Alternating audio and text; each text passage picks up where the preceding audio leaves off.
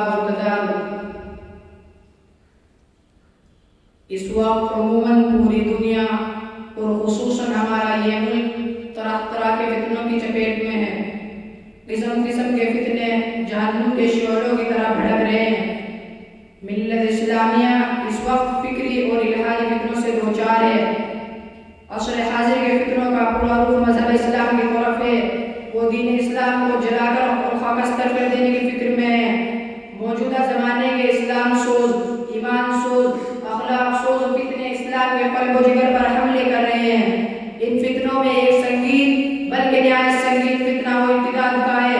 آج مادے تو الحاد و ارتدادی فتنہ اپنی پوری قوت و شدت کے ساتھ ہمارے مسلمانوں کو کفر کے راستے پر دھکیل رہا ہے۔ آج مسیح میں کذاب نئے نئے روپ میں ہمارے سامنے آ رہا ہے اور ملت اسلامیہ کو بہلا کر ان کو فلاح و نجات و کامیابی و کامرانی کے راستے سے ہٹا کر تباہی و بربادی کے گڑھے میں جھونک رہا ہے۔ غضب ہے یہ مرشدان خود بھی خدا تیری قوم کو بچائے، بگاڑ کر تیرے مسلموں کو یہ اپنی عزت بنا رہا ہے۔ اور ایسے آریہ سماج، بجرنگ دل اور نہ جانے کن کن ہندو تنظیموں نے دن رات ایک کر کے ہمارے کتنے ہندی مسلمانوں کو مختلف حربے اپنا کر مذہب اسلام سے باہر کر دیا ہے۔ ملک کے گوشے گوشے سے الحاد اور ارتدادی خبریں موصول ہو رہی ہیں۔ یہ ارتداد مسلم نسل کو تباہ کر رہا ہے۔ آئے دن ارتداد کے روح فرسا اور دل کو چھلن کر دینے والے واقعات سامنے آ رہے ہیں۔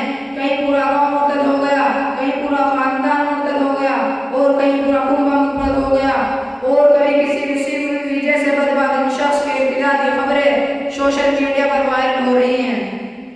ان کے علاوہ ارتداد کا سب سے بھیانک چہرہ وہ ہے جس نے ہم سے لڑکیوں کو اپنا نشانہ بنایا ہوا ہے۔ واٹس ایپ، فیس بک اور مواصلات ذرائع ابلاغ کے ذریعے پہلے ہماری بہن بیٹیوں کو دوست بنایا جاتا ہے۔ یہ دوستی گہری ہو جاتی ہے، تفریح اور پکنک پر ان کو ساتھ لے جانے لگتے ہیں، ان کے ذہن و دماغ کو تبدیل کرنے کی کوشش کی جاتی ہے۔ ادھر ان لڑکیوں کے والدین کی زندگی میں دین نہیں، گھر میں دین دارانہ ماحول نہیں، قرآن عظیم الشان کی تلاوت تعلیمات نہیں، قرآن عظیم الشان کی تلاوت تعلیمات نہیں، اپنے ایمان کی حفاظت کا کوئی پاس و لحاظ نہیں، اس کا برقع صرف فیشن کے طور پر پہن لیا جاتا ہے۔ بچیوں کے برتھ ڈے پر ان کے مسلم و غیر مسلم بوائے فرینڈ کو مدعو کیا جاتا ہے۔ الحاد اور ارتداد اور تشکیک و ارتیاب کے مرکز بنے ہوئے ہیں۔ اسکول، کالجز، یونیورسٹیوں میں مخلوط تعلیم حاصل کرنے کے لیے گھروں سے نکال کر آزاد چھوڑ دیا جاتا ہے۔ کسی نے سچ فرمایا، خوش تو ہیں ہم بھی جوانوں کی ترقی سے، مگر لب خندہ سے نکل جاتی ہے فریاد بھی ساتھ۔ ہم سمجھتے تھے کہ لائے گی تعلیم فراغ، کیا خبر تھی چلا آئے گا الحاد بھی ساتھ۔